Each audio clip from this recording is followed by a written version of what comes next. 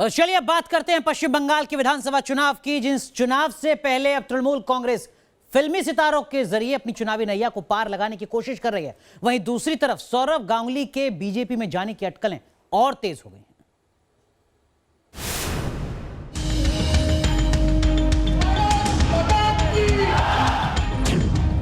बंगाल चुनाव में सेलिब्रिटी की एंट्री, क्या बीजेपी में शामिल होंगे गांगुली? युवा आबादी पर दीदी का फोकस, बीजेपी के मुकाबले ममता को स्टार्स का सहारा। कल पश्चिम बंगाल के राज्यपाल ओपी धनखड़ से सौरव गांगुली की मुलाकात और आज गृह मंत्री अमित शाह के साथ दादा की मीटिंग। तो क्या पूर्व क्रिकेटर सौरव गांगुली बीजेपी में एंट्री करने वाले हैं? क्या प्रिंस ऑफ कोलकाता बंगाल में बीजेपी के खेवनहार बनेंगे? अमित शाह से मुलाकात के बाद बंगाल के सियासी हलकों में कई तरह की अटकलें लगने लगी हैं, लेकिन इतना तो साफ है कि पश्चिम बंगाल के चुनाव में सेलिब्रिटी वॉर छिड़ने वाली है। बैटल ऑफ बंगाल में बीजेपी से जोरदार चुनौती का सामना कर रही ममता बनर्जी ने अपने तरकश में ब्रह्मास्त्र छोड़ने की तैयारी कर ली है। ममता बनर्जी ने टीएमसी सांसद नुसरत जहां और मिमी चक्रवर्ती जैसी सेलिब्रिटी सांसदों के जरिए अपनी जमीन मजबूत करने की प्लानिंग की है।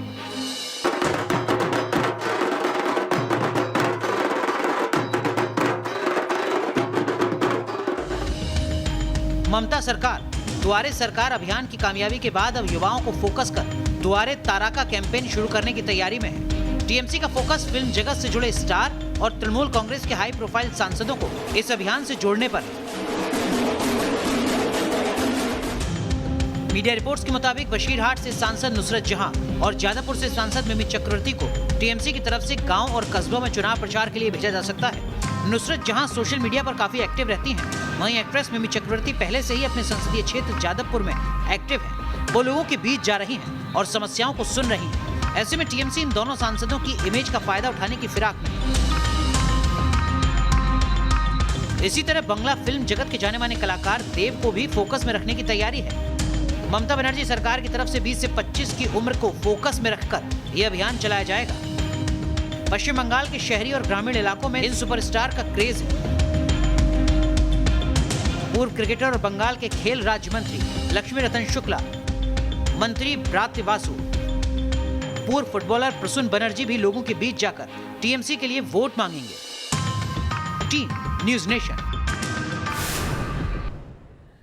और अब बात करते हैं बिहार की, जहां सत्ता में बैठे ज्यादातर लोग कह रहे हैं कि ऑल इज वेल गठबंधन के मोर्चे पर। लेकिन जिस तरीके की सियासी उठापटक अरुणाचल प्रदेश में दिखाई दी है और जिस तरीके की हलचल बिहार में लगातार जेडीयू में नजर आई है, उसके बाद ऐसा लगता नहीं है कि गठबंधन में all is well.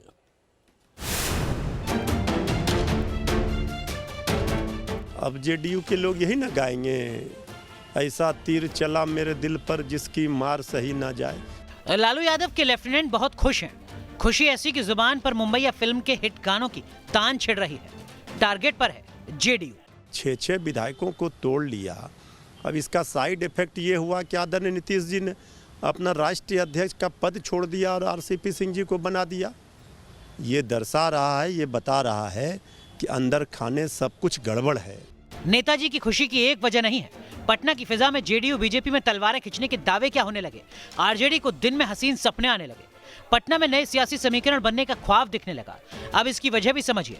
Janata Dal United के राष्ट्रीय अध्यक्ष की कमान आरसीपी सिंह को सौंपे जाने के बाद से सियासी जानकार बिहार के सियासी माहौल में बदलाव को महसूस करने का दावा कर रहे हैं। पहले चिराग पासवान का मुद्दा, फिर अरुणाचल प्रदेश में बीजेपी के हाथों जेडीयू विधायकों का तोड़ा जाना, इन सब से जेडीयू बीजेपी रिश्तों में खटास आती दिख रही है। ये अफसोस है कि बजाय मंत्रिमंडल में शामिल करने के उन्होंने अपनी पार्टी में शामिल कर लिया। This is against the basic spirit of performing the धर्म ऑफ गठबंधन। ऐसा नहीं करना चाहिए। रही सही कसर नीतीश कुमार ने पूरी कर दी जब उन्होंने ये बयान दे डाला कि उन्हें मुख्यमंत्री बनने की कोई इच्छा नहीं थी। जब अध्यक्ष पद से इस्तीफा दिया है नीतीश कुमार जी ने, तो उन्होंने मीटिंग में एक और बढ़िया बात बताई कि इस बार का जो जन आदेश था उसके बाद वो मुख्यमंत्री नहीं बनना चाहते। इस बीच लव जिहाद के मुद्दे पर भी दोनों पार्टियों के बीच तलवारें खिंचती नजर आ रही हैं। भारतीय जनता पार्टी इस पक्ष में जरूर है कि हम प्यार करना अपराध नहीं है, लेकिन प्यार के आड़ में जिहाद की रचना षड्यंत्र रचना ये गलत है। इस खींचतान का मजा आरजेडी उठा रही है। टारगेट पर हैं नीतीश कुमार। अब जो दर्द बीजेपी ने दिया है, आघात पहुंचाया है जेडीयू को, अब ये किससे अब इस जख्म का मरहम पट्टी करवाएंगे ये जाने जेडीयू। लेकिन जेडीयू को ये गाना गाना पड़ेगा, अच्छा सिला दिया तूने मेरे प्यार का, यार ने ही लूट लिया घर यार का। नीतीश कुमार के सियासी सखा यानी बीजेपी में उनके सबसे करीबी सुशील मोदी अभी भी ऑल इज वेल का दावा कर रहे हैं।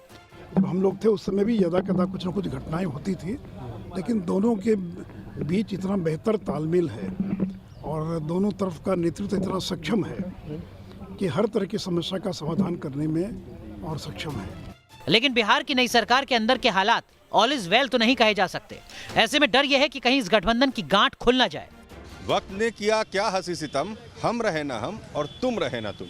जी हाँ, कुछ इस अंदाज में अब नीतीश कुमार और भारतीय जनता पार्टी के बीच रिश्ते हो गए हैं, जिसमें संवादहीनता ने ऐसी जगह बनाई है कि दोनों दलों को ये पता नहीं होता कि कौन किन के साथ क्या कर रहा है। और फिलहाल जदयू और भाजपा में फिर से बनी नई सरकार में दरार साफ दिखने लगे हैं, चाहे मुद्दा लव जिहाद का हो या फिर अरुणाचल प्रदेश में पार्टी तोड़ने को लेकर नाराजगी का। वीडियो जर्नलिस्ट सत्येंद्र के साथ रजनीश सिन्हा, न्यूज नेशन, पटना।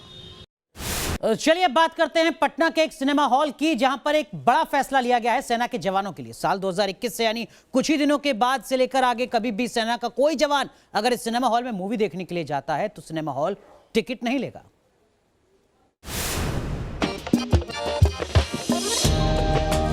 पटना का रीजेंट फन सिनेमा हॉल देश का पहला ऐसा सिनेमाघर बन गया है जिसने सेना के जवानों के सम्मान में उन्हें आजीवन मुफ्त मूवी दिखाने का ऐलान किया है।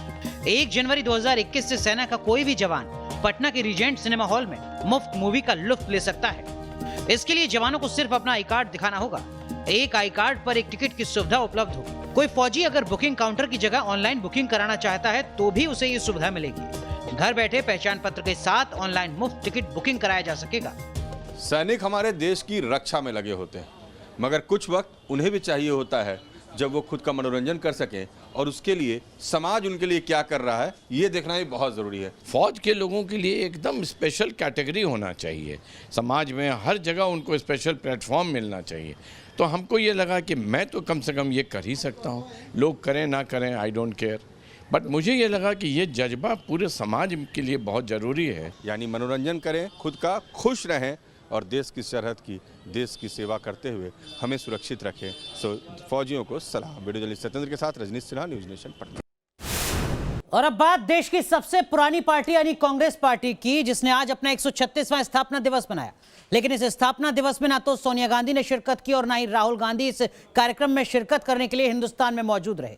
यही एक बड़ी वजह रही जिसके चलते विपक्ष ने आज एक बार फिर कांग्रेस पार्टी पर सीधा हमला बोला। कांग्रेस की इस तस्वीर पर तंज कसे जा रहे हैं। कांग्रेस का 136वां स्थापना दिवस है और पार्टी के 2 सबसे बड़े चेहरे गायब हैं। आमतौर पर कांग्रेस के अध्यक्ष ध्वजारोहण करते रहे हैं, लेकिन इस बार पार्टी के वरिष्ठ नेता ए.के. एंटनी ने झंडा फहराया। पूर्व अध्यक्ष राहुल गांधी प्राइवेट यात्रा पर पहले ही विदेश रवाना हो चुके हैं। पार्टी मुख्यालय में आयोजित समारोह में अंतरिम अध्यक्ष सोनिया गांधी भी नहीं पहुंची। गांधी परिवार की तरफ से प्रियंका गांधी ने समारोह में शिरकत की। प्रियंका ने अपने परिवार की गैर मौजूदगी पर गोल गोल जवाब दिया। प्रियंका जी, राहुल जी नहीं आए, राहुल गांधी नहीं आती हूँ। न सोनिया मौजूद रही न राहुल, और विरोधियों को मौका मिल गया। बीजेपी के निशाने पर राहुल गांधी हैं। राहुल के विदेश दौरे पर तंज कसे जा रहे हैं। जहाँ तक श्री राहुल गांधी जी की बात है तो देश भी जानता है, कांग्रेस भी जानती है कि राजनीति के प्रति उनकी गंभीरता जैसी होनी चाहिए इस रूप में नहीं है।